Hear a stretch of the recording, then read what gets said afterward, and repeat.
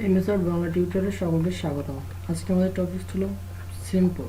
তো প্রথমে আমরা মাইক্রোসফট ওয়ার্ড ডকুমেন্ট একটি ফাইল ওপেন করি। আচ্ছা, আমরা সিম্বল কেন ব্যবহার করব? আচ্ছা, যদি আমি লিখতে চাই যে 12/5, আচ্ছা তাহলে এখানে ভাগ চিহ্ন দেওয়ার মতো কোনো কিবোর্ডে কোনো বাটন বা কোনো বোতাম নাই, সেজন্য আমাকে কী করতে হবে?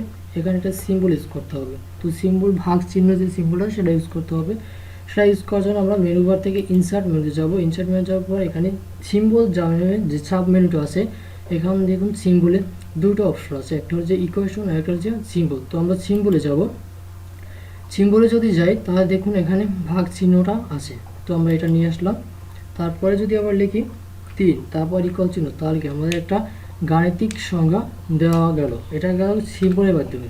আচ্ছা, যদি চাই এর চেয়ে বেশি বা অন্য কোনো সিম্বল ইউজ করতে, সেক্ষেত্রে আমরা সিম্বল সেখান থেকে যাব মোর সিম্বল। মোর সিম্বল যদি প্রেস করি তাহলে কি এখানে টোটাল সিম্বলের যে ডায়লগ বক্সটা সেটা আমাদের সামনে ওপেন হলো। তো দেখুন সিম্বলের প্রথম আছে ফন্ট, অর্থাৎ যে সিম্বলগুলো ইউজ করবে সেই সিম্বলগুলো যদি ফন্ট চেঞ্জ করতে চাই আমরা, তাহলে এখান থেকে ফন্ট চেঞ্জ করতে পারবো। তারপরে ফন্ট যদি চেঞ্জ করি তাহলে কি এক একটা ফন্টে বা যে ফন্টে তার আন্ডারে তার যেগুলো এই সিম্বল আছে সেগুলো আমাদের নিচে শো করবে। তো আমরা তাহলে এখান থেকে সেই সিম্বলগুলো ইউজ করতে পারবো।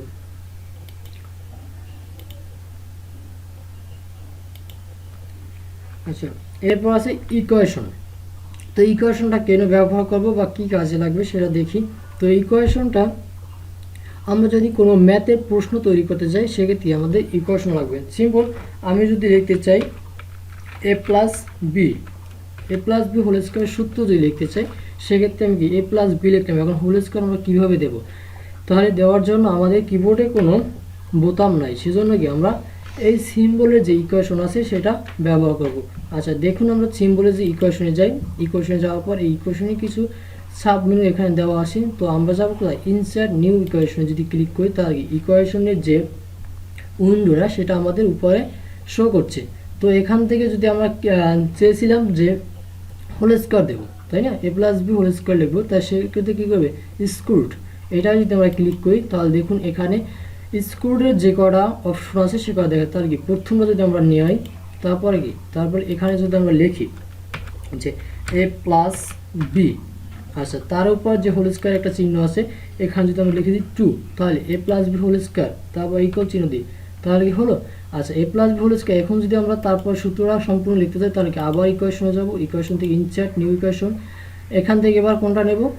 ইকুয়েশন দেব। যেহেতু আমাদের প্রথমে এ স্কোয়ার দিতে হবে, তাহলে এটা নিলাম, নিয়ে যদি আমরা লিখি এ স্কোয়ার, আচ্ছা তারপর বাইরে ক্লিক করলে ওটা চলে যাবে, তারপর প্লাস 2ab, আবার প্লাস তারপর কি বি স্কোয়ার দিতে হবে। বি স্কোয়ার দেওয়ার জন্য আবার আমরা ইনসার্টে যাব, ইনসার্ট থেকে ইকুয়েশনে যাব, ইকুয়েশন নিউ ইকুয়েশন ওপেন করবো, তার আবার কি স্কোয়ার দিয়ে এখানে লিখে দেব বি স্কোয়ার। তাহলে আমরা কি এই ইকুয়েশনের মাধ্যমে আমরা কি এ প্লাস বি হোল স্কোয়ার সূত্র লিখতে আছে। আচ্ছা যদি আমরা চাই কোনো ভগ্নাংশ লিখতে, যেমন এক্স বাই ওয়াই বা ওয়াই বাই জেড এরকমই ভগ্নাংশ যদি লিখতে হয়, সেক্ষেত্রে আমাকে ইকুয়েশন ব্যবহার করতে হবে। সেই জন্য আমরা আবার ইনসার্টে যাব, ইনসার্ট থেকে ইকুয়েশন যাব, ইকুয়েশন থেকে ইনসার্ট নিউ ইকুয়েশনে যাব। এখানে দেখুন প্রথমে যে আছে ফাংশন, আচ্ছা সেই ফাংশন অপশনে আমরা ক্লিক করবো। তাহলে প্রথমে যে ফাংশনের যে প্রথমে যেটা আছে সেটা যদি আমরা ইউজ করি তাহলে কি এখানে দুটো ঘর আসছে। আচ্ছা উপরে ঘর যদি আমি লিখি এক্স, নিচের ঘরে তাহলে কি আমি লিখে দেবো ওয়াই, তারপর পাশে কিছু ক্লিক করি তাহলে কি আমার ইকুয়েশনটা চলে যাবে।